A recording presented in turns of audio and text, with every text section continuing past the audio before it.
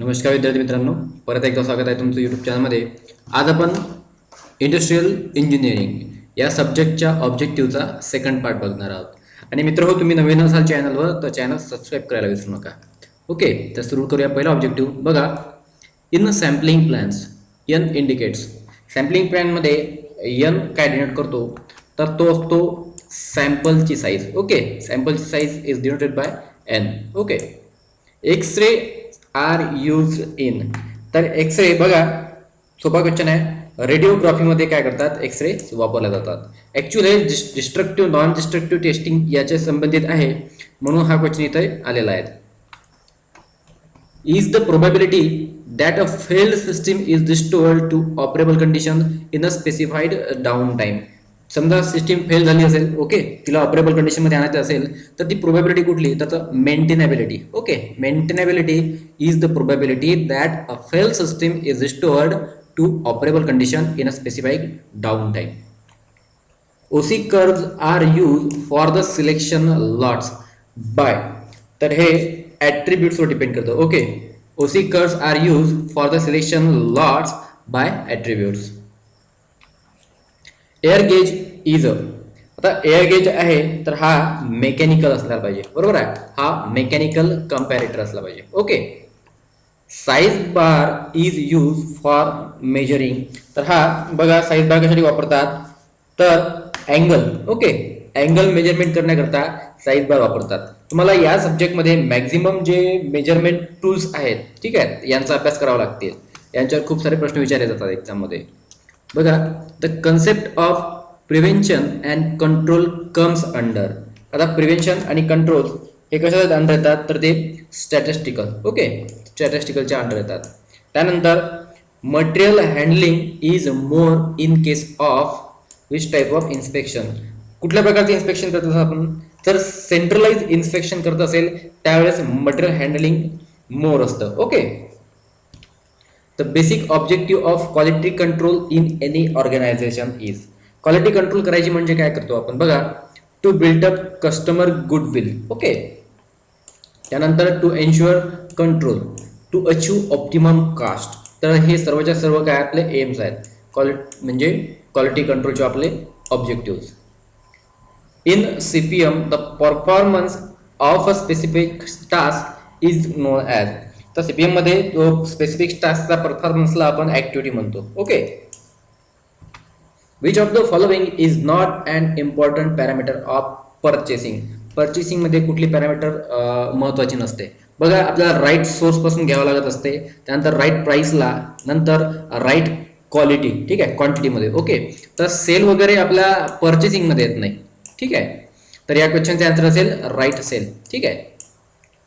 Which of the following is not the advantage of planning. प्लॅनिंगचा advantage कोणतं नाही आहे पहिले, ठीक आहे. तर बघा, ॲडव्हान्टेज नाही विचारलाय, ठीक आहे. तर planning targets, okay, removing disorders हे सुद्धा आहे. फिक्सिंग प्रायोरिटीज हे सुद्धा प्लॅनिंगचा ॲडव्हान्टेज आहे. रिलॅक्सेशन प्रायोरिटीज, तर हे काय नाही आहे, आपलं ॲडव्हान्टेज नाही आहे प्लॅनिंगचं. ओके, तर इथं या प्रश्नाचं उत्तर असेल relaxation priorities which is not a advantage of planning. तर total cost in break even analysis consist of. BEP त्याला break even analysis, break even point म्हणतात. तर त्यामध्ये बघा, फिक्स कॉस्ट आणि व्हेरिएबल कॉस्ट हे काय असते, टोटल कॉस्ट असते. ओके, बघा, what ensures a part of the saving to the worker and rest to the employer. तर कुठला प्लॅन आहे तो, तर हा हॅस्ली प्रीमियम प्लॅन. हा प्रीमियम प्लॅन काय करतो, एन्श्युअर करतो part of the saving to the worker and rest to the employer. Okay, a worker in a हॅस्ली system of wage incentive plan is. हे कशासाठी, to ensure the minimum wages. Okay, to ensure minimum wages. Who are rewarded more in the हेस्ली 50-50 plan. तर बघा, या प्लॅनमध्ये जे past poor workers आहेत यांना काय देतात, रिवॉर्ड वगैरे देतात, ठीक आहे, जास्त देतात, ठीक आहे, rewarded more. In time study the basic unit of time measurement is. तर बघा, 0.001 मिनिट, ठीक आहे, तर 0.001 मिनिट हा आहे बेसिक काय time study, the basic unit of time measurement. Okay, म्हणजे जे बेसिक युनिट आहे टाइम मेजरमेंटचं टाइम स्टडीमध्ये ते किती आहे 0.001 मिनिट. त्यानंतर the chart which is prepared in advance and shows sequence of part to be process is known as. तर तोच तो प्रोजेक्ट लेआउट प्लॅन. म्हणजे तो काय करतो, which is prepared in advance prepare केला जातो आणि शो करतो सर्व sequence of parts to be processed is known as project layout. Okay, बघा developed the idea of functional organisation. तर हे कोण सांगितलं आहे बघा, F.W. Teller, father of management ज्यांना म्हणतात, त्यांनी काय केलं आहे, डेव्हलप केला आहे आयडिया ऑफ फंक्शनल ऑर्गनायझेशन. हे एक्झाम मध्ये विचारू शकतात कारण खूप महत्वाची पर्सनॅलिटी आहे F.W. Teller, father of management ज्यांना म्हणतात. Okay, which of the following is the basic tool of work study.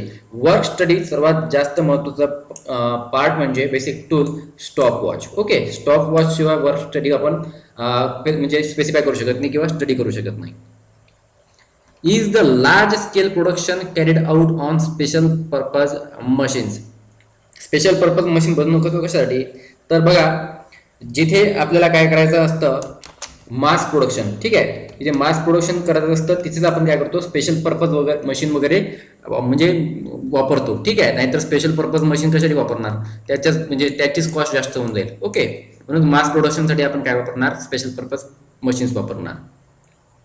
Micro motion study involve, बघा याच्यामध्ये काय असतात 16 किंवा 16 फंडामेंटल हँड मोशन. ठीक आहे, हँड मोशन असतात म्हणजे सांगण्याकरता, कारण इंडस्ट्रीमध्ये आवाज वगैरे भरपूर येतो त्यामुळे आपण बोललेलं कळत नाही, म्हणून त्यात काय करतात हाताने वगैरे इशारे करून काम वगैरे करतात. ठीक आहे, तर मायक्रो मोशन स्टडीमध्ये 16 प्रकारचे फंडामेंटल हँड मोशन्स आहेत. Therbligs in a micro motion study is described by. तर हे थर्बलिंग्स वगैरे आहेत तर ते स्टँडर्ड सिम्बॉल आणि कलर कोडिंग वापरतात. ठीक आहे, therblig in micro motion study is described by standard symbol and colour. In work study what does symbol, हा सिम्बॉल काय दाखवतो बघा, हा सिम्बॉल दाखवतो ट्रान्सपोर्टचा. ठीक आहे, म्हणजे काय म्हटलं इकडे ट्रान्सपोर्ट वगैरे चालू आहे. ओके, थँक्यू विद्यार्थी मित्रांनो.